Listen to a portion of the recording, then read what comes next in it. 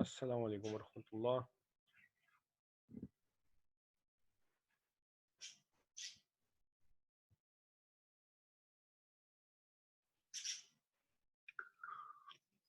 अस्सलाम वालेकुम सर। वालेकुम अस्सलाम।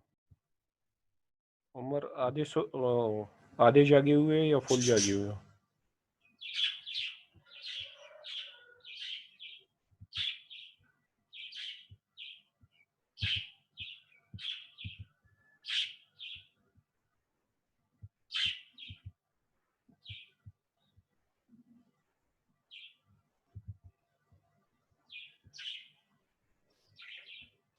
मोहसिन जाग रहे हो या सो रहे हो?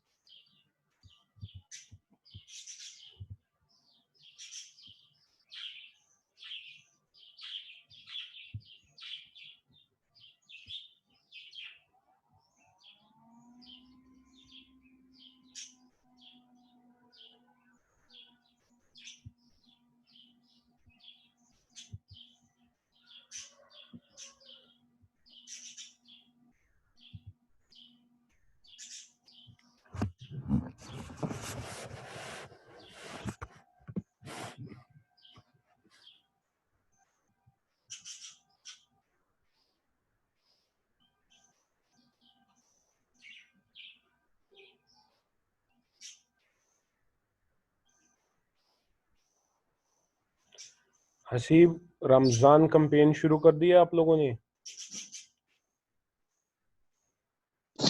जी सर, आज से शुरू करनी है। अच्छा माशाल्लाह। कल जी जी। सिर्फ पैकिंग की थी? जी सर, कल सामान वगैरह ला के तो पैकिंग की थी, आज इंशाल्लाह बांटेंगे।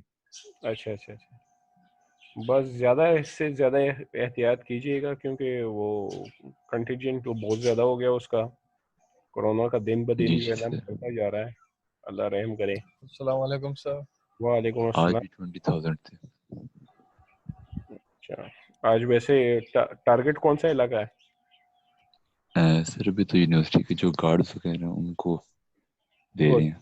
हाँ ठीक है, बिल्कुल वो भी। हाँ अच्छा, ये यानी अपनी यूनिवर्सिटी के गार्ड्स होंगे? जी जी, तो अपनी यूनिवर्सिटी की। अच्छा, वो कितने हैं तकरीबन? सारे वो मौजूद हैं हैं? तकरीबन 100 एक, अच्छा यानी टोटल स्टाफ वगैरह मिला के ना सारा, अच्छा अच्छा। जो लो वेज पे हैं उनको। हम्म।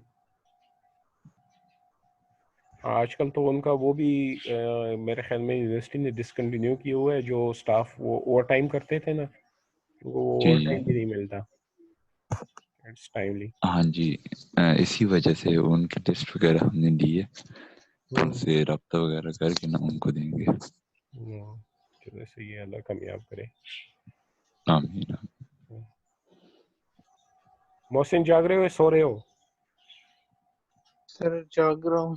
हाँ, फुल जाग रहे हो या आधे जाग रहे हो? सर अभी तक तो फुल हूँ, इंशाल्लाह पूरा ही जागता रहूंगा अच्छा ठीक 1 घंटे है। तक। अच्छा ये वो जो क्विज था उसकी मार्किंग आप लोगों को अब डिस्प्ले हो गई है? सर ये फर्स्ट अटेम्प्ट का आपने सर दिया मार्क्स। किसका? ये जो क्विज था ना उसमें आपने मेरे ख्याल में फर्स्ट अटेम्प्ट के दिए हैं मार्क्स सर। ये देखो, जितनी भी ये दो दो दो अटेम्प्ट्स अगर हैं तो दोनों अटेम्प्ट क्या आएंगे, वो ऑटोमेटिकली खुद ही खुद उसको एडजस्ट कर देगा। तुमने 2 अटेम्प्ट किए थे? ये सर 2 अटेम्प्ट थे क्विज में, तो 2 अटेम्प्ट थे पहले भी। अच्छा, तो ये वो है कि सेकंड अटेम्प्ट में तुम्हारे 2 अटेम्प्ट नजर आ रहे हैं। वो दोनों अटेम्प्ट जो है ना चेक हुए हैं। बस वो मेरे ख्याल में फर्स्ट अटेम्प्ट में सिर्फ तुम्हारा एक क्वेश्चन उसमें एमसीक्यूज में गलत था, बाकी तो एक जैसे थे ना। जी सर। सर मेरे 2 एमसीक्यूज पता नहीं कैसे आ गए। 2 एमसीक्यूज क्या हो गए थे? वो पता नहीं, मैंने क्लिक तो किए थे पर वो नहीं हुए, मैंने आज सुबह ही देखे हैं। नहीं हुए थे? नहीं। अच्छा, ये मतलब ये वाले जो है तुमने अटेम्प्ट ही नहीं की थे? यस सर, वो मैंने आज सुबह ही देखे थे। रिव्यू मैंने ओपन किया था ना चेक करने के क्या हुआ है, हाँ। तो वो अटेम्प्ट ही नहीं हुए हुए थे, पता नहीं क्यों। चलो सही।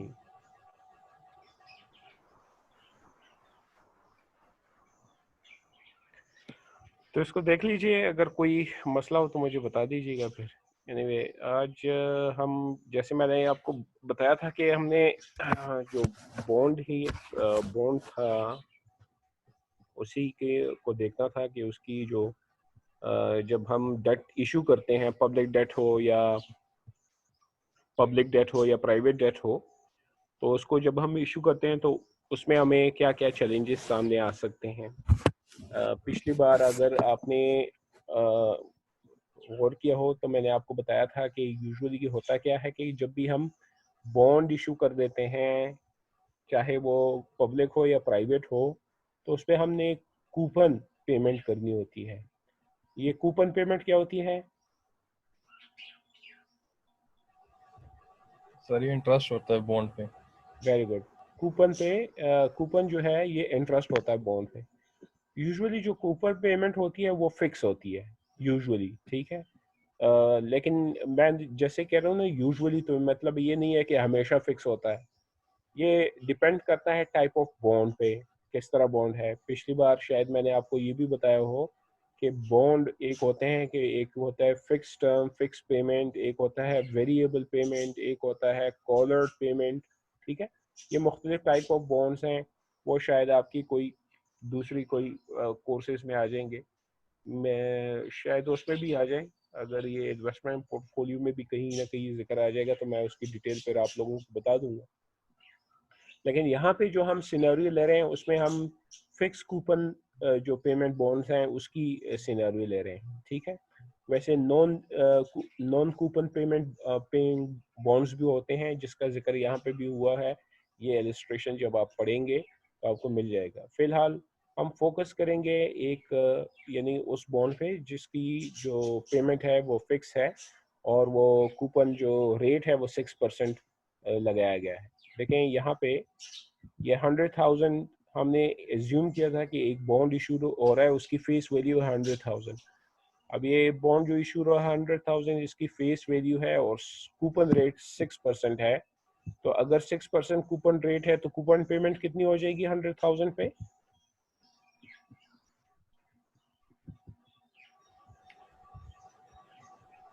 6,000। 6,000, वेरी गुड। तो ये देखें 6,000 पर ईयर हमारी क्या है, ये हमारी है कूपन पेमेंट। इसको हम एज्यूम कर रहे हैं इस इलस्ट्रेशन के खातिर, जैसे बुक में लिखा हुआ है कि 3 इयर्स के लिए हम एज्यूम कर रहे हैं कि एक बॉन्ड इशू हो रहा है 3 इयर्स उसकी टर्म्स है, लाइफ है, और उस पर 6% कूपन जो पेमेंट होगी तो 6,000 पर ईयर उसकी पेमेंट होगी। अब ये जो कूपन रेट है इसका कोई रिलेशनशिप मार्केट रेट के साथ हम नहीं रख रहे। मतलब ये है कि कूपन रेट यूजुअली वो एक इंडिपेंडेंट चीज है, फिर मार्केट जो है वो उसको देखती है, असेस करती है। वैसे तो हमेशा बात यही होगी कि जो मैनेजर इसको इशू कर रहे होते हैं वो कूपन रेट को सेट ऐसे करते हैं कि वो मार्केट रेट के साथ अलाइंड हो, या मार्केट रेट को देखते हुए वो क्या करते हैं कूपन अपना सेट करते हैं लॉन्ग टर्म वो प्रोस्पेक्टिव देख के, ठीक है, कि over the period of time जो ये बॉन्ड होगा उसमें ये एक्सेप्टेबल रहे तो उसके लिहाज से वो कूपन रेट सेट कर सकता है। अब वो कूपन रेट हो सकता है कि मार्केट रेट से ज्यादा हो, और हो सकता है कि मार्केट रेट की इक्वल हो, या हो सकता है कि मार्केट रेट से कम हो, ठीक है। 3 सिनेरियो। तो वो 3 सिनेरियो यहाँ पे भी हमें दिए गए हैं, ठीक है। 6%, 3% और 10%, ठीक है। अगर तो 6% है तो मुझे ये बताओ कि फेस वैल्यू और market value of the bond वो सेम रहेगी या डिफरेंट होगी? अगर मार्केट रेट 6% हो, कूपन रेट भी 6% है, तो प्रेजेंट वैल्यू या market value of the bond and face value of the bond ये सेम रहेगी या डिफरेंट रहेगी? सेम। सेम रहेगी, वेरी गुड। इसमें मतलब ये होगा कि हमारी पर ईयर जितनी भी पेमेंट होगी वो 6,000 की 6,000 एज इंटरेस्ट कंसिडर की जाएगी। ठीक है, क्यों? क्योंकि हमने जो बॉन्ड इशू किया वो फेस वैल्यू पे किया और हमें पैसे भी फेस वैल्यू के मुताबिक मिले होंगे, तो इसको हम क्या कंसिडर करेंगे? जितनी भी पेमेंट है 6,000 वो सारी की सारी इंटरेस्ट कंसिडर होगी। लेकिन दूसरी सिनेरियो में अगर 3% हमारा मार्केट रेट है और हम दे रहे हैं कूपन 6%, तो मार्केट में हमारी कूपन की वैल्यू ज्यादा होगी या हमारी बॉन्ड की वैल्यू ज्यादा होगी या कम होगी?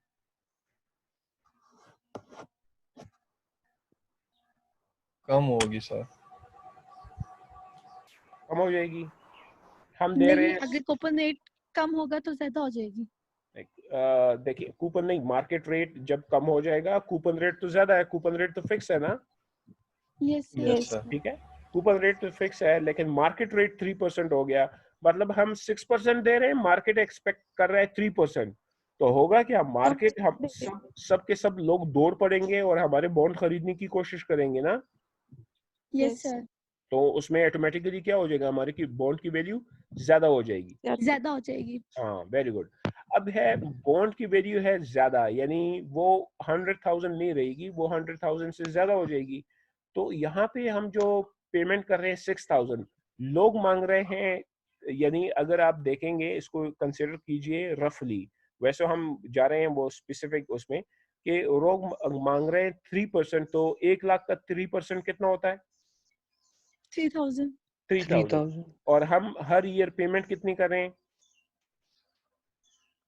6,000। ठीक है, 6 पर। हाँ, लोग एक्सपेक्ट करें कि उनको 3,000 मिल जाए तो काफी है, हम दे रहे हैं 6,000, तो इसका मतलब ये है कि 3,000 हमारा इंटरेस्ट होगा और 3,000 हमारा जो है वो क्या होगा? वो 3,000 हमारी प्रिंसिपल पेमेंट हो जाएगी। इसी तरह ये जो 10% है उसमें हमारी बॉन्ड की वैल्यू क्या हो जाएगी? प्रेजेंट वैल्यू ऑफ बॉन्ड कम हो जाएगी, यानी डिस्काउंट। हमने, हाँ, डिस्काउंट हो जाएगी। तो 100,000 इंस्टेड ऑफ 100,000 हमें पैसे कम मिलेंगे। तो अगर वो लोग एक्सपेक्ट कर रहे हैं कि हम उनको 10% दें, फॉर एग्जांपल आप ये एग्जांपल ज़हन में रखिए कि अगर 100,000 का 10% आप लेंगे तो कितना आपने देना पड़ेगा? 10,000 देना पड़ेगा ना। 100,000 का 10% कितना? 10,000 देना पड़ेगा। लेकिन हमने जो फिक्स टर्म रखी हुई है, हमने तो 6,000 रखी हुई है, तो हम तो 6,000 दे रहे हैं, तो वो 4,000 हमारा क्या हो जाएगा? वो 4,000 हमारी इंटरेस्ट एक्सपेंस पेबल एक लाइबिलिटी लॉन्ग टर्म में कन्वर्ट होना शुरू हो जाएगी।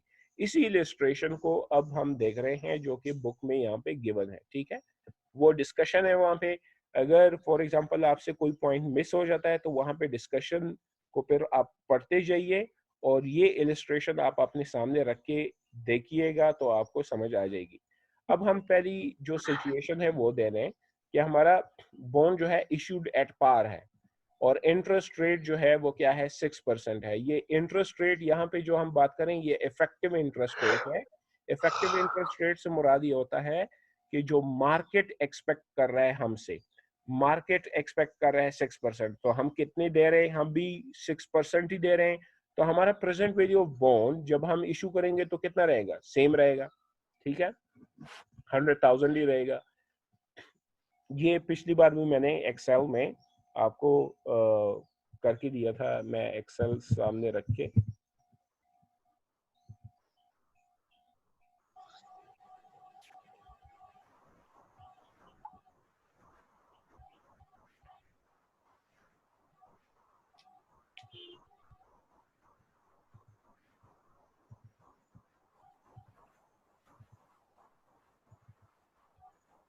अच्छा, यहाँ पे मैं अब ये देख रहे हैं, मैं कूपन पेमेंट लिख रहा हूँ, 3 इयर्स है ना, 1 2 3। ठीक है, ये 3 इयर्स है। पहले ईयर हमने 6,000 देने पड़ेंगे, दूसरे ईयर हमने 6,000 देने पड़ेंगे और तीसरी ईयर 1,06,000 देने पड़ेंगे। 1,06,000 मैं क्यों कह रहा हूँ? इसलिए कह रहा हूँ कि 1,00,000 उसका प्रिंसिपल आ जाएगा और 6,000 उसका क्या हो जाएगा? इंटरेस्ट। कूपन। इंटरेस्ट आ जाएगा। कूपन ठीक है, रेट। Coupon rate. अब यहाँ पे मैं डिफरेंट प्रेजेंट वैल्यू कैलकुलेट करूँ और यहाँ पे मैं देख रहा हूँ कि effective rate of interest, ERR। ठीक है, या आप इसको रिक्वायर्ड रेट ऑफ इंटरेस्ट भी कह सकते हैं, जो कि हमने इन्वेस्टमेंट एनालिसिस एंड पोर्टफोलियो में कहा था, ठीक है। अब वो मैं रख रहा हूँ कि अगर 6% हो तो क्या है, और अगर 3% हो तो क्या है, और अगर 10% हो तो क्या होगा। और यहाँ पे मैं लिख रहा हूँ प्रेजेंट वैल्यू, ठीक है, या आप उसको कह सकते हैं मार्केट वैल्यू। तो मैं कहूँगा एनपीवी, ठीक है। रेट कौन सा है, रेट भाई ये है, ठीक है। वैल्यूज कौन सी हैं, वैल्यूज ये, कितना आ गया 100,000। मतलब है इसमें क्या है कि हमारा जो कूपन हमारी जो फेस वैल्यू है और मार्केट वैल्यू है बॉन्ड, वो दोनों एक ही हैं, ठीक है। लेकिन जैसे ही अगर मार्केट रेट कम होती है तो हमारे बॉन्ड की वैल्यू क्या हो जाएगी, इंक्रीज हो जाएगी, ठीक है।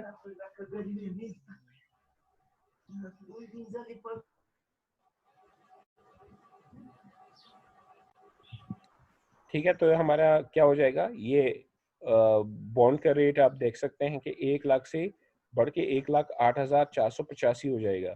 और इसी तरह अगर जो मार्केट रेट ऑफ इंटरेस्ट है वो इंक्रीज कर जाए 10%, तो वो कितना हो जाएगा, ये हमारा डिस्काउंट हो जाएगा। और आप देखेंगे कि फेस वैल्यू से वैल्यू कम हो जाएगी।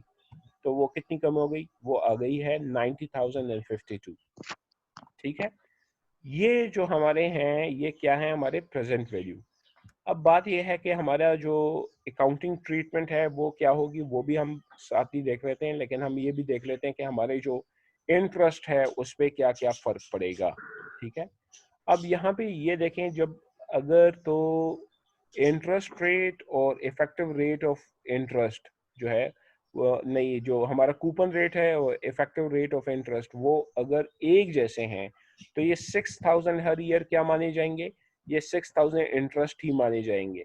तो हमारे जो बॉन्ड जो है इशू हुआ होगा तो जो हमें पैसे मिले होंगे वो कितने मिले होंगे, 100,000, ठीक है। तो यही सिचुएशन हम अब उसमें देखते हैं बुक में कि हमने इशू किया बॉन्ड तो हमें कितने पैसे मिले, 100,000, ठीक है। ये कैश इनफ्लो हुई।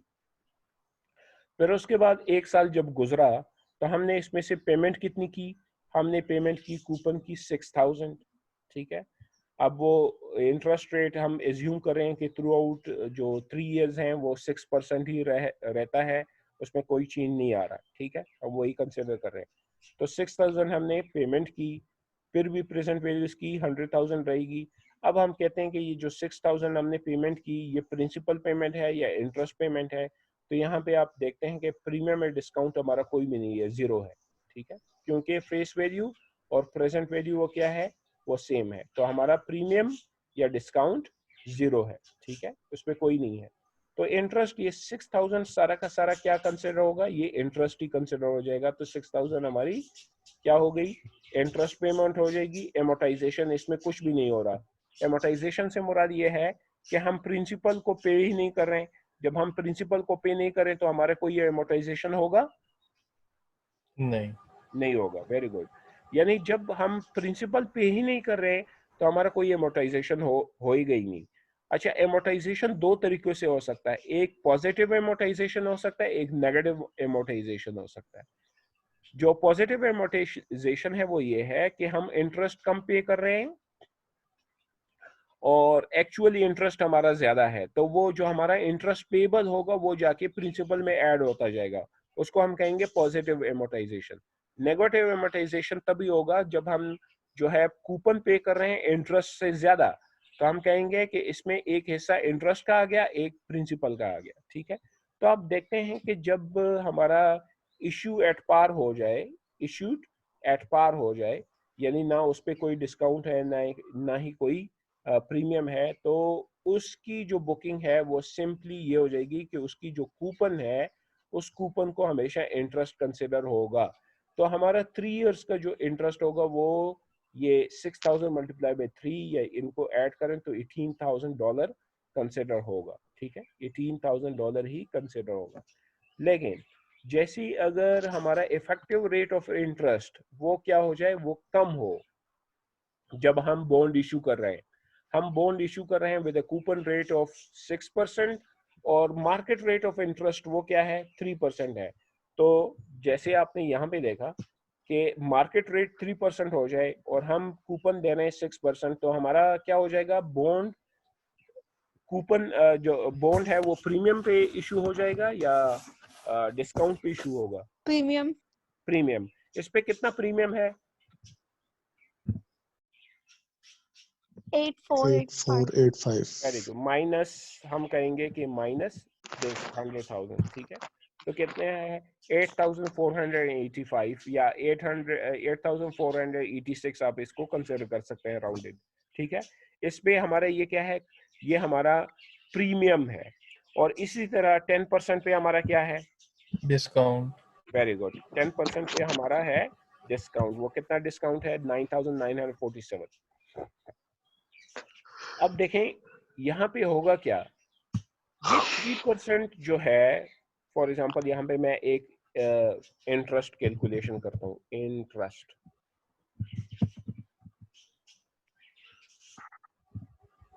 हमने इंटरेस्ट देना होगा इस 1,08,485 पे, इस पे इंटरेस्ट देना पड़ेगा ना हमें, क्योंकि हमने जो प्रिंसिपल लिया होता है हमें इंटरेस्ट उस प्रिंसिपल पे देते हैं ना। अब हमने प्रिंसिपल नो कितना सर। लिया होगा, हम जो प्रिंसिपल लेते हैं अपने लेंडर से, जो भी प्रिंसिपल हम लेंगे तो हमें इंटरेस्ट उस पे देंगे ना। तो हमें लेंडर ने कितना दिया 1,08,485, ठीक है। 1,08,485 ये लेंडर ने हमें दिया। और फिर लेंडर हमसे एक्सपेक्ट कितना कर रहा है 3%, ठीक है। तो ये देखें मैं मल्टीप्लाई कर रहा हूँ 3% से, तो हमारा इंटरेस्ट कितना निकल रहा है 3,254। 3,254 ये इंटरेस्ट हमने पे करना है।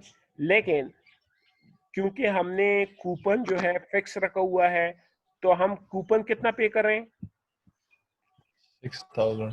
6,000। Very good. हमने पे कितना करना था 3,254, हमने पे कितना किया 6,000। तो आपके ख्याल में हमने पे ज्यादा किया कम किया? ज्यादा किया। ज्यादा कर दिया। हमने पेमेंट ज्यादा कर दी, करनी थी कम। तो इसमें जो इजाफी चीज है वो आप क्या कंसिडर करेंगे कि वो भी इंटरेस्ट है? ये वो अमोर्टाइज हो जाएगी। Very good. वो हमारा कंसिडर होगा कि ये हमारी प्रिंसिपल पेमेंट हो चुकी हुई है। तो इसको हम देखते हैं, यहाँ पे देखिए कि प्रेजेंट वैल्यू 1,08,486, ठीक है। 1,08,486 ये प्रेजेंट वैल्यू है, ठीक है। प्रीमियम 8,486 हमारा इस पे प्रीमियम अब क्या आ गया है हमारे कूपन पे, नहीं सॉरी बॉन्ड पे आ गया हुआ है। तो हम कूपन पेमेंट कर रहे हैं 6,000, ठीक है। कूपन पेमेंट कितने करें 6,000। अच्छा, अब यहाँ पे एक एजम्पशन है, वो एजम्पशन क्या है कि this interest rate of 3% remain for 3 years, वो चेंज नहीं हो रहा, ठीक है। इसमें क्या एजम्पशन है कि जो market rate effective rate of interest है वो चेंज नहीं हो रहा, वो रहेगा वही 3% थ्रू आउट दी 3 years, ठीक है। तो अब होगा क्या कि जब हम 6,000 पेमेंट कर देंगे तो इसमें तो इंटरेस्ट, जैसे मैंने आपको बताया कि इंटरेस्ट कितना बनता है 3,254.58, इसको राउंड ऑफ करें तो 3,255 बन जाएगा। तो यहाँ पे वो राउंडेड ऑफ लिया गया है, तो इंटरेस्ट हमारा हो गया 3,255, ठीक है। 3,255। तो हम कहेंगे 3,255 अगर इंटरेस्ट हो गया, हमने तो पेमेंट 6,000 की थी, तो इन दोनों का जो डिफरेंस है वो हमारा क्या हो जाएगा एमोर्टाइजेशन में आ जाएगा, ठीक है। 2,745 ये जो है हमारे अमोर्टाइजेशन में आ गया। तो ये कहाँ से माइनस होगा, डिडक्ट होगा? वो डिडक्ट होगा यहाँ से, सॉरी यहाँ से 1,08,486 से, ठीक है। क्योंकि 1,08,486 हमें मिले थे, उसमें से हमने 2,745 वापस कर दिए, 2,745 क्या कर दिए वापस कर दिए। तो इसमें से माइनस करें तो हमारे प्रेजेंट वैल्यू कितनी रह जाएगी, वो 1,05,740 रह जाएगी। ठीक है, यानी 1,08,486 से 2,745 माइनस करें तो हमारे पास प्रेजेंट वैल्यू रह जाएगी 1,05,740। ठीक है, Yes, और sir. इंटरेस्ट हमारा कितना है 3,255। ठीक है, अब दूसरे साल क्या होगा, दूसरे साल हमने दोबारा कूपन 6,000 पेमेंट की, हमने इंटरेस्ट जो कैलकुलेट करना है वो कौन से वैल्यू पे कैलकुलेट करना है, 105,740 वेरी गुड, Yes, sir. 1,05,740, इस पे हमने 3% इंटरेस्ट कैलकुलेट करना है। तो अगर मैं कैलकुलेटर ओपन करूं,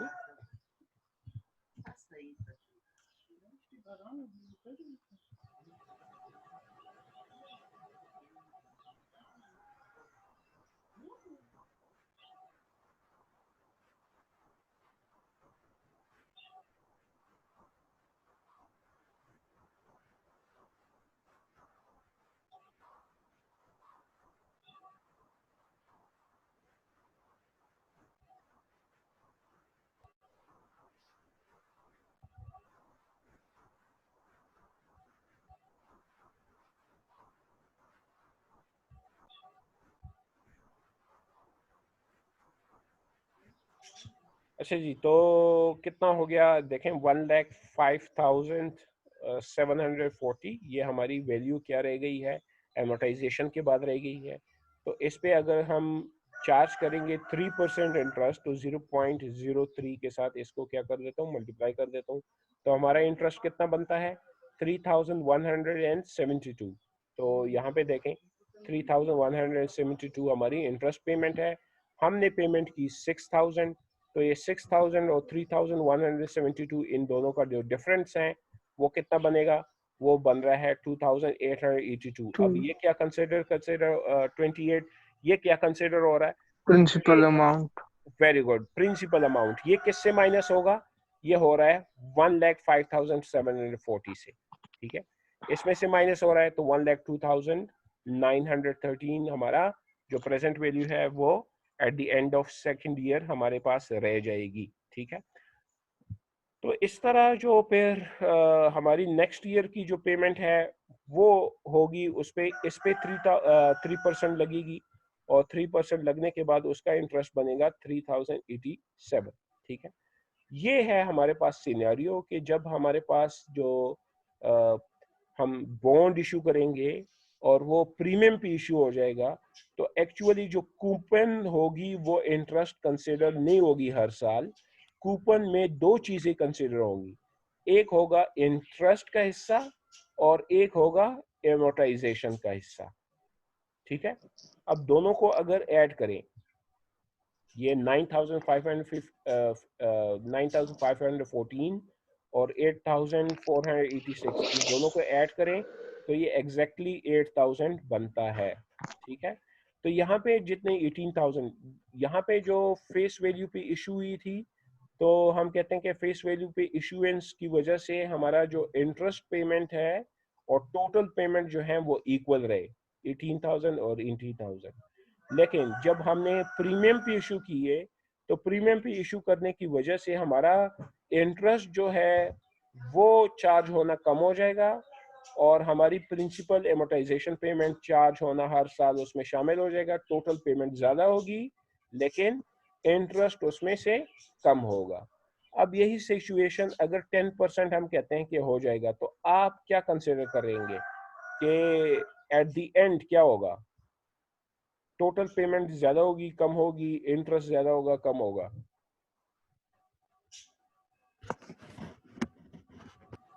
यहाँ पे जब हमने एट प्रीमियम चार्ज किया था तो हमने देखा था कि एट प्रीमियम जब हुआ तो हमारा इंटरेस्ट जो है वो कम हो गया और टोटल पेमेंट 18,000 रही, लेकिन हमारा जो इंटरेस्ट है वो कम रहा, 9,514 हो गया।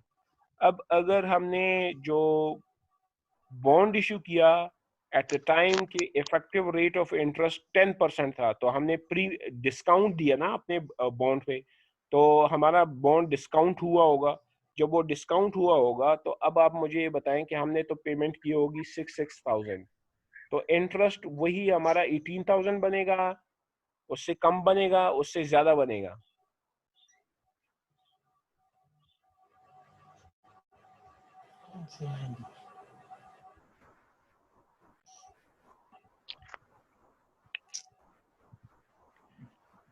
यहाँ पे मुझे बताइएगा, अब इंटरेस्ट जो है हमारा कम बनेगा, ज्यादा बनेगा, क्या बनेगा? अब ये मुझे बताएं कि यहाँ पे जो इंटरेस्ट मैं कैलकुलेट करूंगा वो 100,000 पे कैलकुलेट करूं, 1,08,000 पे कैलकुलेट करूं, या 90,000 पे 10%? 90 पे 90,000 90 पे 90 पे तो 90, ये देखें 90,053 आप कंसिडर कर दें, मल्टीप्लाई कर देता हूँ इंटरेस्ट इंटरेस्ट रेट से, ज्यादा इंटरेस्ट रेट बनेगा 10% है, तो कितना बनेगा? 9,000। ये पहले ज्यादा साल 9,000 बन गया, ठीक है, पहले साल क्या बन गया? 9,000। हमने 9,000 पेमेंट कितनी की करनी होगी? 9,000 हम 9,000 पेमेंट 6,000 करेंगे, 6,000 6,000, ठीक है। 6,000 तो 6,000 हम पे करेंगे, लेकिन लोग तो हमें कह रहे हैं कि नहीं आप हमें 9,000 दे, तो वो 3,000 हम पे क्या करेंगे? वो हम पे लाइबिलिटी आ जाएगी, तो वो पॉजिटिव एमोर्टाइजेशन बनेगी या नेगेटिव? वो पॉजिटिव एमोर्टाइजेशन बन जाएगी, नेगेटिव पॉजिटिव पॉजिटिव एमोर्टाइजेशन बन जाएगी, ठीक है। पॉजिटिव एमोर्टाइजेशन मतलब ये है कि उसमें एड अप हो रही है, यानी वो एमोर्टाइज नहीं हो रही बल्कि वो ज्यादा हो रही वैल्यू से। अब ये देखें 3,000 और $5 जो है ये हमारे जाके प्रिंसिपल या प्रेजेंट वैल्यू में क्या हो जाएंगे? एड अप होते जाएंगे। जब डिस्काउंट था तो वो इसमें से माइनस हो रहे थे 1,08,000 से। अब ये क्योंकि यहाँ पे हमारा क्या है, डिस्काउंट है, तो इसमें से जो डिफरेंस है वो जाके वहां पे एड अप होगा। तो आप देखेंगे कि आपकी जो इंटरेस्ट है, इंटरेस्ट लाइबिलिटी, वो टोटल पेमेंट से ऑटोमेटिकली ज्यादा हो जाएगी। तो यहाँ पे देखते हैं, चलिए देखें, ये हमारा जो प्रेजेंट वैल्यू है वो 90,053 आ जाएगा, ठीक है। और हमारा प्रीमियम में डिस्काउंट, हमारा डिस्काउंट आ गया है, पहले प्रीमियम आया था, डिस्काउंट कितना आया? 9,947। पहले साल जब हम पेमेंट करेंगे तो हमने 6,000 पेमेंट की, ठीक है, 6,000 हमने पेमेंट की, 6,000 हमने पेमेंट की कूपन की। इस कूपन में 6,000, लेकिन हमारा इंटरेस्ट कितना बनता है? इंटरेस्ट हमारा बनता है 9,005। तो 9,005 और 6,000 का जो डिफरेंस है वो बनता है 3,005। नेगेटिव एमोर्टाइजेशन देखें, ठीक है, नेगेटिव एमोर्टाइजेशन है। तो 3,005 जो है ये जाके कहाँ पे एड अप होगा?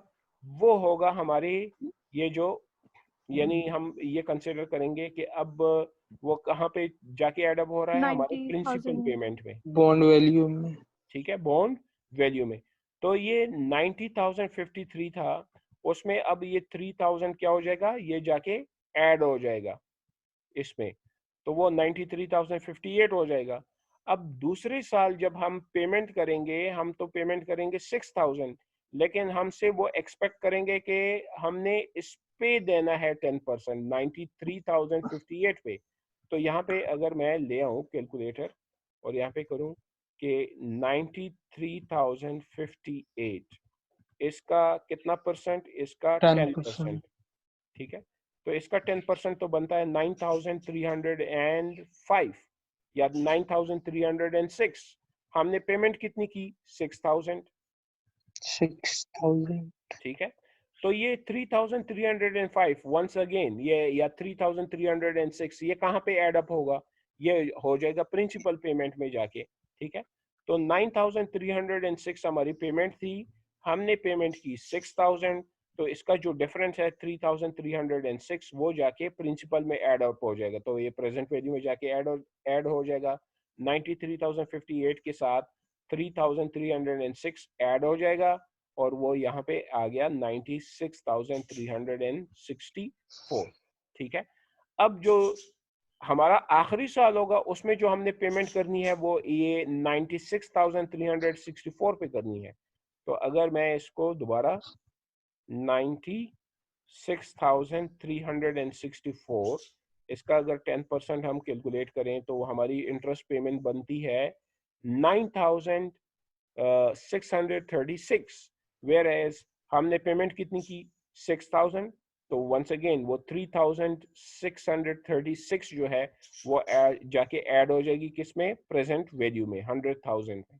ठीक है, तो इस तरह हमारा जो इंटरेस्ट या प्रीमियम या डिस्काउंट जो है वो over the period of time क्या होता जाएगा, वो जाके ऐड अप होता जाएगा प्रिंसिपल पेमेंट में। और अब आप देख सकते हैं कि हमारा जो इंटरेस्ट है वो एक्चुअली 27,947 रहेगा over the 3 year period of time, ना कि वो 18,000 रहा। ठीक है, टोटल पेमेंट तो हमारी 18,000 रही, टोटल पेमेंट हमारी 18,000 रही, लेकिन हमने 27,947 जो है वो इंटरेस्ट बेयर किया। इसमें 9,947 जो है हमारा जो इंटरेस्ट पेबल था वो जाके प्रिंसिपल में ऐड अप होता गया। ठीक है, इसमें से किसी को कोई इशू समझने में नो सर। नहीं है? ठीक है, अब जो इशू हमने डिस्कस करना है वो ये करना है कि अगर तो ये वाकई इस तरह होता है तो फिर इसकी जो अकाउंटिंग ट्रीटमेंट है उसमें क्या क्या इश्यूज सामने आ सकती हैं। तो अकाउंटिंग ट्रीटमेंट देखें, अगर ये हमारा है इशूड एट पार तो इसमें अकाउंटिंग ट्रीटमेंट में कोई भी दुश्वारी नहीं आएगी, क्योंकि जो भी कूपन हम पे करेंगे 6,000 उसको हम यही कहेंगे कि इंटरेस्ट हमारा पे हो जाएगा, तो वो सारा का सारा इंटरेस्ट में भी शो होगा और कैश फ्लो भी इसकी शो होगी कि इसकी कैश आउटफ्लो होगी। यानी अगर आप अकाउंटिंग एंट्री अपने जहन में लेके आए तो अकाउंटिंग एंट्री क्या होगी कि हमारा होगा इंटरेस्ट एक्सपेंस। ठीक है, तो यहाँ पे इंटरेस्ट एक्सपेंस हमारा होगा 6,000 से डेबिट और कैश हमारा क्या होगा, क्रेडिट 6,000 से। ठीक है, ये इसकी क्या रहेगी, नॉर्मल एंट्री रहेगी। लेकिन इस सिचुएशन में क्या रहेगी, इंटरेस्ट एक्सपेंस हमारा कितना हो रहा है, डेबिट। कितना डेबिट हो रहा है इंटरेस्ट एक्सपेंस पहले साल, ये 3,255। ठीक है, और इसके बाद क्या होगा, लोन या बॉन्ड एमोर्टाइजेशन हो जाएगी। ठीक है, लोन में कह देता हूँ, लोन की पेमेंट कितनी हो जाएगी, लोन की पेमेंट हो जाएगी ये 2,745। और अब क्रेडिट क्या होगा, कैश। ठीक है, वो 6,000 सारा का सारा क्रेडिट हो जाएगा। अब ये हर साल ये एंट्री कैश की तो 6,000 होगी, लेकिन इन चीज़ों की क्या होगी, इंटरेस्ट एक्सपेंस और लोन जो है इनकी डिफरेंस होती जाएगी। यहाँ पे आप डिफरेंस देख सकते हैं, ये दूसरे साल फिर ये तीसरे साल, ये होती जाएगी इसमें डिफरेंसेस। ठीक है, इसी तरह अगर हम चले जाते हैं ये प्रीमियम पे, सॉरी डिस्काउंट पे, तो डिस्काउंट में क्या होगा, डिस्काउंट में अब थोड़ा सा डिफरेंट हो जाएगा। इंटरेस्ट एक्सपेंस ज़्यादा हम बुक करेंगे, इंटरेस्ट एक्सपेंस पहले साल का मैं कर देता हूँ, पहले साल का इंटरेस्ट कितना है 9,005, तो वो डेबिट हो जाएगा 9,005। ठीक है, अब कैश जो है यहाँ पे मैं लिख लेता हूँ कैश, वो तो क्रेडिट हो रहा है 6,000। अब ये मुझे बताएं कि क्या चीज क्रेडिट या डेबिट होनी है इसके अलावा। डिस्काउंटिंग आएगा सर, जो क्रेडिट हो जाएगा। हाँ, यहाँ पे आ जाएगा अब प्रिंसिपल लोन जो होगा, यस। प्रिंसिपल लोन जो होगा वो क्या हो जाएगा, क्रेडिट होगा या डेबिट, वो क्रेडिट होता जाएगा। क्रेडिट होगा सर। वेरी गुड, वो क्रेडिट होता जाएगा 3005 पहले साल, और फिर दूसरे साल कितना है 3306, और फिर तीसरे साल 3636। ठीक है, तो ये हमारी क्या हो रही है, अकाउंटिंग ट्रीटमेंट हो रही है। ठीक है, तो ये अब ये अकाउंटिंग ट्रीटमेंट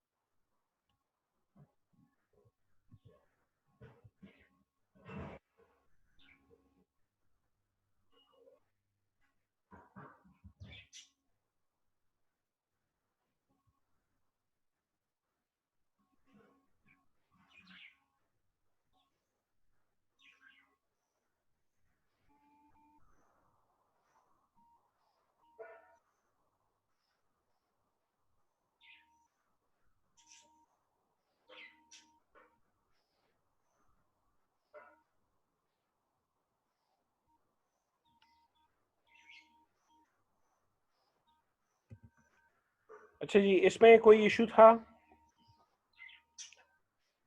तो ये जो है हम इसमें देखें, यहाँ पे जो मैंने आपको बताया था कि इसमें जो एजम्पशन है वो ये है कि हमने कूपन रेट पे जो अपना बॉन्ड इशू किया, तो उसकी जो प्रेजेंट वैल्यू हम कैलकुलेट कर रहे हैं, तो वो उसके लिए जो रेट इस्तेमाल होगा वो at the time of issuance इस्तेमाल होगा। जो टाइम ऑफ इशुएंस जो रेट हो जाएगा वो हम एज्यूम करें कि वो फिक्स रहेगा। टाइम ऑफ इशुएंस अगर 6% रहा तो हम कहते हैं कि इशू डेट पार हो जाएगा, और पार वैल्यू पे ही ये रिप्रेजेंट होना शुरू हो जाएगा। अगर तो रेट कम रहा तो हम कहेंगे इशू डेट प्रीमियम रहेगा, और हम एज्यूम करेंगे कि फिर ये rate through out the bond life जो है 3% ही रहेगा। तो उस पर over the period of time हमारा जो प्रिंसिपल है वो एमोटाइज होता जाएगा। ठीक है, और अगर तो इशू डेट डिस्काउंट हो गया 10,000 पे 10% पे, तो हम कहेंगे कि over the period of time हमारी जो प्रेजेंट वैल्यू होगी वो हमेशा ज़्यादा होती जाएगी। एट मेच्योरिटी, जितनी वो मेच्योरिटी की तरफ जाएंगी तो उसकी प्रेजेंट वैल्यू ज़्यादा होती जाएगी। अब यहाँ पे जो हमने देखना है वो ये है कि एक्चुअली तो अगर इसको हम क्या करें कि कंसिडर करें कि ये क्या है, वेरिएबल है। जो इफेक्टिव रेट ऑफ इंटरेस्ट क्या है, वो वेरिएबल है। Over the period of time पहले साल एक और इंटरेस्ट रेट था, दूसरे साल मार्केट ने हमारी असेसमेंट की, उसके लिए इंटरेस्ट रेट सेपरेट लगाया, और तीसरे साल इंटरेस्ट रेट सेपरेट लगाया। तो अगर ये हो जाती हैं तो फिर क्या होगा? ठीक है, तो वहां पे हम क्या करेंगे, हम कहते हैं कि फेयर वैल्यू ऑफ अकाउंटिंग जब आ जाएगी, कि हम कहते हैं कि हम अपना बॉन्ड या लोन जो है वो क्या करेंगे, वो फेयर वैल्यू पे रिकॉर्ड मेंटेन करेंगे उसका। तो यहाँ पे वो सिचुएशन अब हमारे सामने आ रही है कि हमने इशू किया एट डिस्काउंट। इशू किया एट डिस्काउंट क्यों? क्योंकि हम कहते हैं कि जब हम इसको इशू कर रहे थे तब मार्केट रेट जो था, जो इफेक्टिव रेट ऑफ इंटरेस्ट जो था मार्केट में वो 10% था। तो ऑब्वियसली हम 6% दे रहे थे, मार्केट एक्सपेक्ट कर रहा था कि उसको मिले 10%। तो मार्केट जो है हमारे बॉन्ड को डिस्काउंट कर देगा, यानी उसको खरीदने के लिए तैयार नहीं होगा जब तक उसको डिस्काउंट ना किया जाए। तो उसने डिस्काउंट कर दिया, जब डिस्काउंट हुआ तो उसकी फेयर वैल्यू बन गई 90,053, यही यहाँ पे जो बनी थी। ठीक है, 90,053। अब जब एक साल गुजर गया तो हमने अपनी कूपन पेमेंट की। हमने कूपन पेमेंट कितनी की? 6,000। हमने कूपन पेमेंट की 6,000। हमने कूपन पेमेंट 6,000 की। इंटरेस्ट हमारा 90,053 पे 10% था। कूपन पेमेंट 6,000 की, तो ये 90,053 पे 10% अगर लगाएं तो इंटरेस्ट हमारा बनता है 9,005। ठीक है, 9,005। इसमें से अब दूसरी बात ये आ रही है कि जब एक साल गुजर गया at the end of first year, जो हमारा इंटरेस्ट रेट है मार्केट में वो 7% हो गया। वो कितना हो गया? 7%। 10% से कम के होके 7% हो गया। जब 7% हो गया तो अब हमारा जो प्रेजेंट वैल्यू है, या हम कहते हैं कि जो फेयर वैल्यू ऑफ बॉन्ड है, वो चेंज हो गया। इसके लिए अगर मैं दोबारा एक्सेल में जाऊं तो यहाँ पे देखें, अब मैं यहाँ पे करूंगा कि यहाँ पे दूसरे साल की जो हमारी बॉन्ड की वैल्यू होगी वो रहेगी 6000। हमने एक कूपन पेमेंट करनी है, पहली वाली तो हो चुकी है, और दूसरी हमने करनी है 1,06,000। ठीक है। और यहाँ पे अब मैं कह रहा हूँ कि अगर 7% है market effective rate of interest, तो प्रेजेंट वैल्यू क्या रहेगी? एनपीवी रेट 7%, और जो वैल्यूज हैं वो ये है। तो वैल्यू कितनी हो गई? 98,192। इसकी वैल्यू कितनी हो गई? 98,192।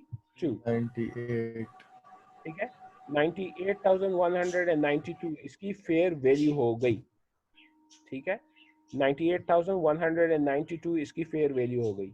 अब यहाँ पे एक कॉम्प्लेक्सिटी है। कॉम्प्लेक्सिटी क्या है कि हमने पेमेंट की 6,000, मार्केट में हमारी बॉन्ड की वैल्यू अब रिपोर्ट हो रही है 98,192। तो हम इसको कैसे ट्रीट करें? इंटरेस्ट तो हमारा जो होगा वो तो ये 90,000 पे 10% कंसिडर हो जाएगा।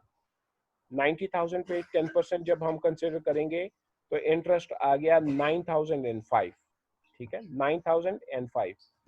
अब यहाँ पे हमारे पास आ रहा है एक अनरियलाइज्ड लॉस या गेन। ठीक है, लॉस भी हो सकता है, गेन भी हो सकता है। यहाँ पे लॉस इसलिए लगाया गया है कि सिनेरियो में सब में लॉसेस आ रहे हैं। ठीक है, यहाँ पे हमारा गेन भी आ सकता है। वो क्या है, कैसे जो है अनरियलाइज लॉस या गेन कैसे आ रहा है?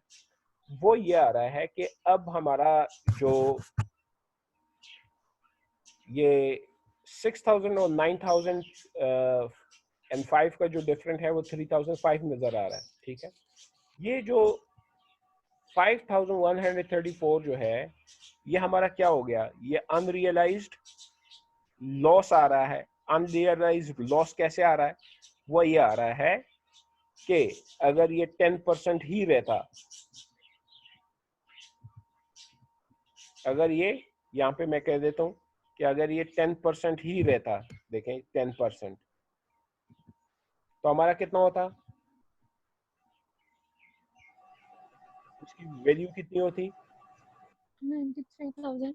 93,056। ठीक है, ये अब मैं कैलकुलेटर यस लेता सर। हूँ और यहाँ पे लिखता हूँ 93,058, सॉरी 93,058, ये हमारी इसकी वैल्यू रहती है ना। अब मैं इसको कंट्रोल Z कर देता हूँ, लेकिन इसकी वैल्यू कितनी हो गई? 98,192। तो कैलकुलेटर लेके आता हूँ और अब मैं कहता हूँ कि इसकी वैल्यू थी 93,058, लेकिन इसकी वैल्यू अब 93,000 से बढ़ गई, तो माइनस 98,192 कर देता हूँ। तो मेरा लॉस कितना हुआ? 5,134। 34। ठीक है, ये 5,134 ये अनरियलाइज्ड लॉस हो गया। अनरियलाइज्ड लॉस से मुराद क्या होता है? रिसीव अब हम ये लोग उसको पे नहीं कर रहे, इनकर नहीं बियर नहीं हुआ कर सर। रहे। हाँ, हाँ एक्चुअली हुआ नहीं। ये जो अनरियलाइज्ड लॉस होता है, अनरियलाइज को कहता है जिसपे हमारा कैश फ्लो इनकर नहीं हुआ होता। हमारे जहाँ पे कैश फ्लो नहीं हुआ तो हम कहते हैं ये अनरियलाइज्ड है। रियलाइज कौन सा होता है? जो कि हमारा कैश फ्लो इनकर हो जाता है। अच्छा, वो क्विज में वही जो 3 टर्म थे, फिर उसकी कंफ्यूजन आप लोगों ने की थी अक्सरियत ने। रियलाइज्ड जिसपे कैश फ्लो हो जाता है, रियलाइजेबल जो हमारे पास एक एविडेंस मौजूद है कि ये अब कैश में कन्वर्ट हो जाएगा, यानी हमारा टर्म ऑफ कॉन्ट्रैक्ट पूरा हो चुका हुआ है। जब हमारा टर्म ऑफ कॉन्ट्रैक्ट पूरा हो चुका होता है, हमने बिल किया हुआ है, तो उसको हम कहते हैं कि वो रियलाइजेबल बन जाएगा। और जो अर्न्ड पोर्शन था, अर्न्ड पोर्शन को हम हमेशा ऐसे करते हैं कि कॉन्ट्रैक्ट कंप्लीट नहीं हुआ, अ पोर्शन ऑफ कॉन्ट्रैक्ट आखिर में नंबर देने दो बस।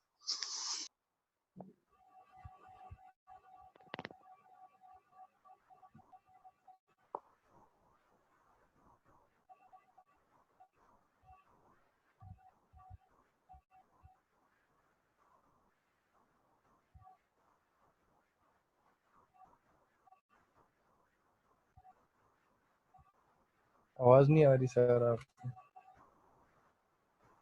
सॉरी, डिस्कनेक्ट हो गया था। वो पता ही नहीं है हमारे ये यूपीएस का क्या चक्कर है, जैसी बिजली चली जाती है तो 1 सेकंड के लिए वो राउटर बंद हो जाता है, फिर वो लग जाता है।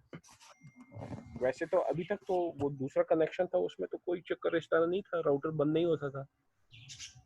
यहाँ पे राउटर बंद हो जाता फिर शुरू हो जाता, और उसकी वजह से फिर मेरा माइक भी जो है ना, जब डिस्कनेक्शन हो जाती है तो वो माइक ऑफ हो जाता है। एनीवे, अच्छा, जो मैं जो बात कर रहा था अनरियलाइज्ड का, तो अनरियलाइज्ड वो है जिसपे अब तक कैश इनकर नहीं हुए, ठीक है, यानी कैश फ्लो नहीं हुई। तो अनरियलाइज्ड होता है हमारा गेन या लॉस हमारी change in price of market. Market price में जब चेंज आता है तो हमारे जो बुक वैल्यू और मार्केट वैल्यू में जो डिफरेंस आता है तो उसको डिफरेंस को हम या तो अनरियलाइज्ड गेन लिख सकते हैं या अनरियलाइज्ड लॉस लिख सकते हैं। अब यहाँ पे एक और चीज भी आ गई कि हमारा कंजर्वेटिज्म जो है वो क्या कह रहा है कि अनरियलाइज्ड गेन को हम बुक करेंगे या नहीं करेंगे।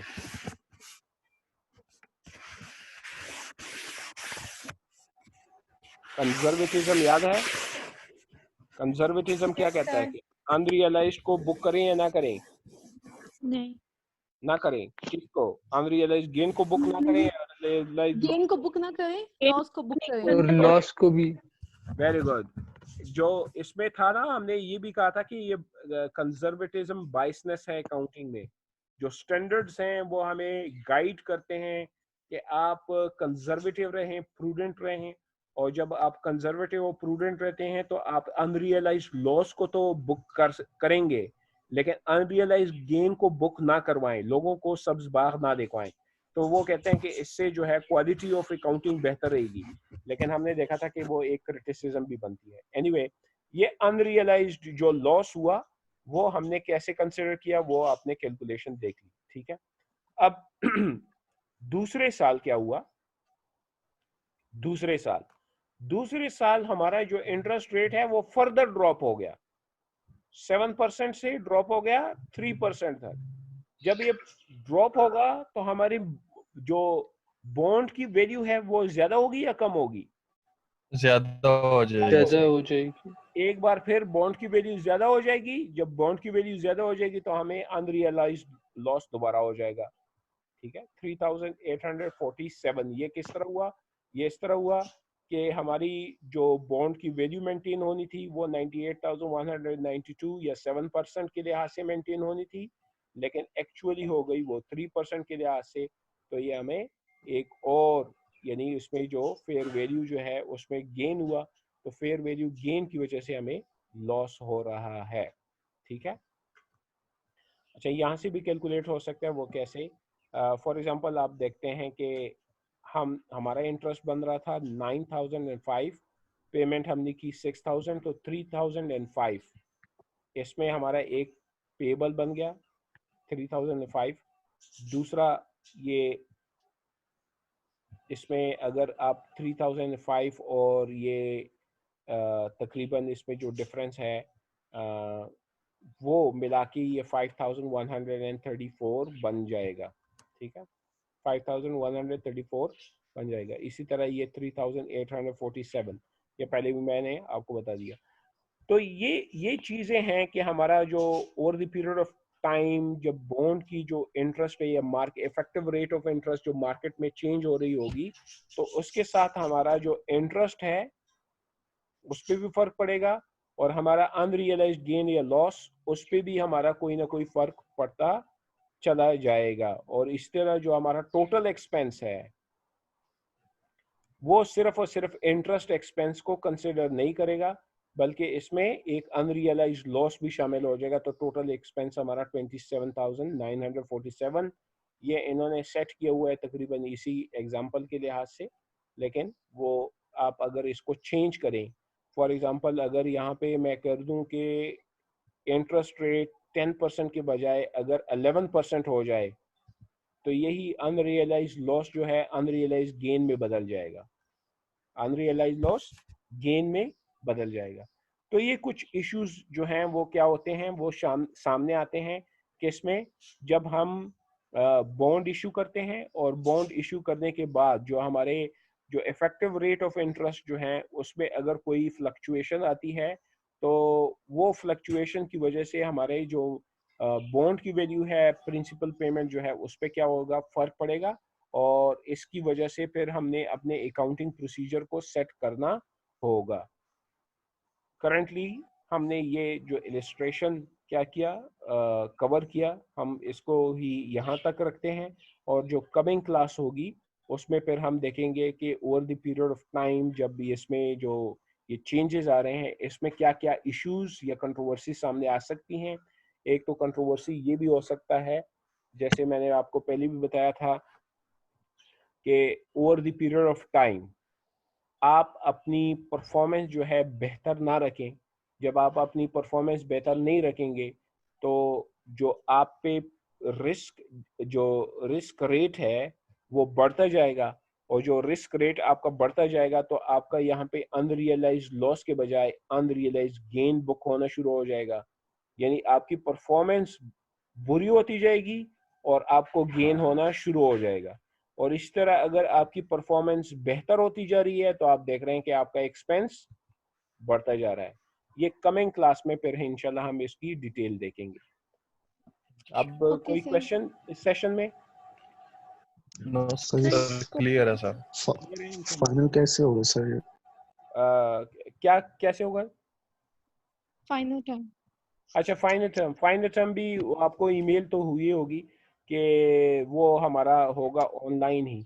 अब मैं सोच रहा हूँ कि आप लोगों के कोई कंप्रिहेंसिव एक असाइनमेंट इस सब्जेक्ट में भी दे दूँ, क्योंकि असाइनमेंट इस सब्जेक्ट में हमारा मिसिंग है। मैं चाहता हूँ कि कोई इस तरह की असाइनमेंट आप लोगों के लिए डिज़ाइन कर सकूँ कि जिसमें आप लोग कुछ हर एक बंदा एक इंडस्ट्री उठाए और फिर उस इंडस्ट्री के एनुअल रिपोर्ट्स देखते हुए उसकी अकाउंटिंग पॉलिसीज, और फिर हम देखते हैं कि जो फैक्ट्री बिजनेस टू बिजनेस है वो अकाउंटिंग पॉलिसी एक जैसी चल रही है, डिफरेंट चल रही है, तो उसमें जो जो इश्यूज सामने आ रहे हैं उस पर आप लोगों ने एक रिपोर्ट बनानी होगी। लेकिन ये सिर्फ मैं अब सोच रहा हूँ कि कैसे इसको प्रैक्टिकल बनाया जाए जिसमें आप लोगों को कुछ गेन भी हो सब्जेक्ट से और कुछ प्रैक्टिकल नॉलेज भी आप लोगों को मिल पाए। ठीक है, तो जैसी वो असाइनमेंट मैं उस पर फोकस हो जाऊं कि ये असाइनमेंट इस तरह बन सकती है, तो वो मैं फिर आपको इन रिटन फॉर्म जो है आपको भेजूंगा कि ये अब आपकी असाइनमेंट रिक्वायरमेंट है। वो आपकी एक असाइनमेंट रिक्वायरमेंट पूरी हो जाएगी। यहाँ पे मोस्टली जो हमारे क्विजेस हैं वो तो आ गए हैं। सर हमसे भी पूछ लेना कि कैसी होगी। हाँ, वो फाइनल जो है ना, फाइनल टर्म जो है वो तो एक आप देख सकते हैं कि एक होगा, एग्जाम ही होगा, लेकिन ऑनलाइन एग्जाम होगा। हो सकता है उसमें ये जैसे मैंने आपको ओपन क्वेश्चन दिए थे इस तरह ओपन क्वेश्चन होंगे आपको लोगों को, और वो ओपन क्वेश्चन आप लोगों ने क्या करने होगा, अटेम्प्ट करने होंगे। उसमें एमसीक्यूज भी हो सकते हैं, एमसीक्यूज भी अटेम्प्ट करने होंगे। लेकिन साथ में ये भी कह दूं कि उन लोगों को डिस्क्रेडिट हो रहा है जो कि इसमें कॉपी पेस्ट कर रहे हैं। ठीक है, क्योंकि वो सामने आ जाता है। फॉर एग्जांपल अब आप लोगों के सामने मैं एक चीज़ खोल देता हूँ, देखें मैंने आपके आंसर जो है ना सिंपली अगर मैं गूगल में डाल देता हूँ तो वहाँ पे पूरे का पूरा आ जाता है कि ये पूरा का पूरा कहाँ से उठाया गया है। ठीक है, तो जिन्होंने ये इस्तेमाल किया था, ठीक है, अभी अब इनको नज़र आ रहा होगा कि परमानेंट कंपोनेंट ऑफ इनकम, ये सारा का सारा एज इट इज कॉपी था। ये सारा का सारा हाईलाइटेड नजर क्या आ रहा है कि भाई यहाँ से इस सोर्स से कॉपी हुआ, वहां पे पेस्ट हुआ। तो ठीक है, आप चीजें देख सकते हैं ऑनलाइन सिस्टम में, आप देख सकते हैं। ओपन बुक ही आप कंसिडर करेंगे। ओपन बुक से मुराद ये नहीं होता कि आप बुक को एज इट इज कॉपी कर देते हैं। तो आप थोड़ा बहुत यानी अपना आइडिया तो अपने जहन में रखते हैं और खुद से लिखने की कोशिश करते हैं। जिन्होंने खुद से लिखा हुआ है मैं अप्रिशिएट करता हूँ, लेकिन अब ये खुद से लिखने का मतलब ये भी नहीं होता कि कुछ भी लिख लें, ठीक भी लिखना होता है। ठीक है। Yes sir. Yes sir. Sir time Yes, कितना sir. होगा? टाइम वो शफीक साहब ने ईमेल की है, उसमें कुछ लिखा हुआ था। सर टाइम तो नहीं था इससे पहले। सर दानियाल ने बताया था कि 2 दिन दिए जाएंगे आपको। अच्छा, 2 दिन दीजिएगा, यस। वो फिर टेक होम एक प्रोजेक्ट बेस वो हो जाएगी। लेकिन है यस सर। लेकिन वो कह रहे थे कि अगर चीटिंग करना शक हुआ कि चीटिंग किया तो वाइवा होगा, कि उससे पूछा जाएगा जो भी फाइनल में आया हुआ है, तो उससे वर्बली देखिए, वो पूछा cheating जाएगा। का तो एक और सॉफ्टवेयर भी है ना, एक टर्निटिन है हमारे पास। ठीक है, वो तो जैसे ही हम वो टर्निटिन को जो जैसे ही रन करते हैं तो वो तो एक एक सोर्स उठा के जो है ना मैच कर देता है कि ये है। इवन वो इस तरह भी कर देता है कि जहाँ पे यानी आपने जो सेंटेंस है उसमें एक दो लफ्ज चेंज किए हुए हैं, तो वो उसको भी बता देता है कि बाकी सेंटेंस वही है, ये 2 सेंटेंसेस ने चेंज किए हैं। तो उससे तो पता लग जाएगा जाएगा। वाइवा पे डिपेंड करता है टीचर पे कि वो उसने कैसे एग्जाम सेट किया हुआ है। तो अगर उसमें एमसीक्यूज वगैरह हैं तो फिर तो वाइवा की जरूरत ही नहीं पड़ेगी, क्योंकि एमसीक्यूज तो डायरेक्टली हो जाएगा। और फिर अगर उसमें इस तरह कोई डिस्क्रिप्टिव है और डिस्क्रिप्टिव पे फिर उनका कोई शक पड़ता है तो वो फिर जा सकते हैं वाइवा की तरफ। लेकिन है डिपेंड करता है फ्रॉम सब्जेक्ट टू सब्जेक्ट और teacher to teacher, teacher student understanding. क्योंकि इस बार थोड़ी सी इसकी जो स्टैंडर्डाइजेशन है वो इस तरह एग्जाम की स्टैंडर्डाइजेशन की तरह नहीं है कि आपने इतने क्वेश्चन सेट करने हैं, आपने ये करना है। एक चीज तो ये उन्होंने ये सेट कर दी हो कि 80% आपकी जो मार्किंग है वो तो इंटरनल हो गए, यानी क्विज, असाइनमेंट और आपकी पार्टिसिपेशन। 80% तो इन्होंने ये कर दिए। पार्टिसिपेशन के लिए 10% रख दिए हुए हैं। अब आप में से जिन्होंने रेगुलर क्लासेस अटेंड किए हुए हैं, जितना पार्टिसिपेट किया हुआ है, वक्त पे असाइनमेंट जो है या क्विज अटेम्प्ट किया हुआ है, तो वो एक आ गई, 10% तो वो हो गई। फिर जो आपकी 70% है वो 70% आपकी असाइनमेंट और क्विजेस की वेटेज आ गई। 20% जो रह गई है वो 20% पर वो जो फाइनल एग्जाम है वो डिपेंड करता है कि टीचर स्टूडेंट के आपस में और कोर्स नेचर के मुताबिक उन्होंने क्या फैसला किया। केस स्टडी है, कोई रिव्यू स्टडी है, या कुछ इस तरह के क्वेश्चंस हैं जो कि स्टूडेंट्स को दिए गए हैं एज असाइनमेंट क्वेश्चन हैं थ्रू आउट द कोर्स। वो क्वेश्चन रेज किए गए हैं कि इन क्वेश्चन के आप लोगों ने अपनी तरफ से एक आंसर्स जो है क्या करना है, एक्सप्लोर करना है और इसको आंसर करना है 2 दिनों में या 1 दिन में। एज असाइनमेंट आप लोगों ने इसको दोबारा क्या करना है, अपलोड करना है। तो वो आप देख सकते हैं कि वो एज काइंड ऑफ असाइनमेंट ही हो जाएगी, लेकिन वो होगा यानी आपकी जो है क्वेश्चन बेस्ड असाइनमेंट होगी। सही। ठीक है सर ऐसा हो ना कि जिसमें स्टूडेंट को थोड़ा Yes, रिलीफ sir. भी मिले सर। हाँ, वो होगा तो इस तरह कुछ यानी अब कंसिडर तो वही सब कुछ कर रहे हैं ना, जब अगर हटा ऑनगोइंग दिया जाए तो सिचुएशन रिलीफ है। मिल जाता है। हाँ, ऑनगोइंग जो सिचुएशन है उसको भी कंसिडर किया जा रहा है। तो वैसे फैसला तो यही हुआ है कि टेक होम एग्जाम होगा। टेक होम एग्जाम यही है कि आपको सिचुएशन दे दी जाएगी, आपको पेपर दे दिया जाएगा, आपको 1-2 दिन में उसको सॉल्व करके जो है अपलोड करना होगा, बस। ठीक है सर। ठीक है, यस सर। तो वो तकरीबन आप देख सकते हैं कि वो तकरीबन या तो ये जो क्वेश्चंस हैं हमारे इसी तरह होगा जो कि मैंने इसमें पोस्ट किए हुए थे, या कोई असाइनमेंट ओपन हो जाएगी, उसमें 2 दिन टाइम होगा, उस असाइनमेंट के क्वेश्चन आपको भेज दिए गए होंगे। और वो वैसे मैंने एक किया हुआ है, फॉर एग्जांपल मैं आपको बता देता हूँ। वो अकाउंटिंग की क्लास के लिए मैंने किया था। ये मैं ये खोल देता हूँ, ठीक है।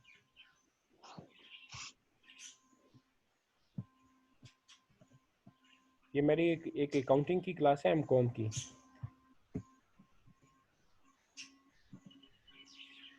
ये जैसे मैंने ये किया हुआ था, इसके लिए मैंने उनके लिए ओपन किया हुआ था 2 घंटे। ठीक है। और 2 घंटे के अंदर अंदर उन्होंने क्या करना था, ये मैंने जैसे ये क्विज खोल देते हैं तो इसके अंदर फिर एक क्वेश्चन लोड कर दिया था। ये क्वेश्चन लोड हो गया था वो 2 घंटे के लिए। उन्होंने ये क्वेश्चन सोल्व करना था 2 घंटे के अंदर अंदर। तो जिन्होंने सोल्व कर दिया उन्होंने अपने आंसर जो है अपलोड कर दिए। तो इसी तरह आप कह सकते हैं कि आप लोगों को एक अगर 2 दिन दिए जाएंगे कि ये भाई ये क्वेश्चंस हो गए, इसके आंसर्स आप अपलोड कर दें। ठीक है। इंशाल्लाह असाइनमेंट मैं जुम्मे तक आपके लिए एक असाइनमेंट बना देता हूँ कि वो हमारी कंसिडर होगी। इसकी जो क्विजेस के साथ साथ जो एक असाइनमेंट कंसिडर हो जाएगी इस कोर्स के लिए। और फिर जो फाइनल एग्जाम होगा वो हम आपस में डिसाइड कर देंगे कि जो हमारा फिजिबल पॉइंट निकलेगा जिसमें यानी कन्वीनियंटली आप लोग उसको अटेम्प्ट कर सकोगे, तो वो हम फिर डिसाइड कर देंगे। Yes sir. ठीक है। ओके सर, ठीक है sir. Thank you sir. Okay ji, अल्लाह हाफिज। अल्लाह हाफिज सर। अगर कोई और क्वेश्चन है तो पूछ सकते हैं। मुइज़ आखिर में आ गया हो। सर लेक्चर अपलोड कर दें। कौन सा वाला, ये वाला? नहीं सर, पूरा टाइम था मैं। अच्छा ये पूरे वाला टाइम थे। लेक्चर अच्छा अपलोड कर। जी सर। जी इकरा आप क्या कह रही थी? सर लाइट नहीं थी, लेक्चर नहीं लिया, अपलोड कर दें। अच्छा मैं कोशिश करता हूँ कि अब इसको मैं कन्वर्ट करके अपलोड करूँ। ठीक है। ठीक है सर। ओके जी, अल्लाह हाफिज। अल्लाह अल्लाह हाफिज सर। हाफिज सर।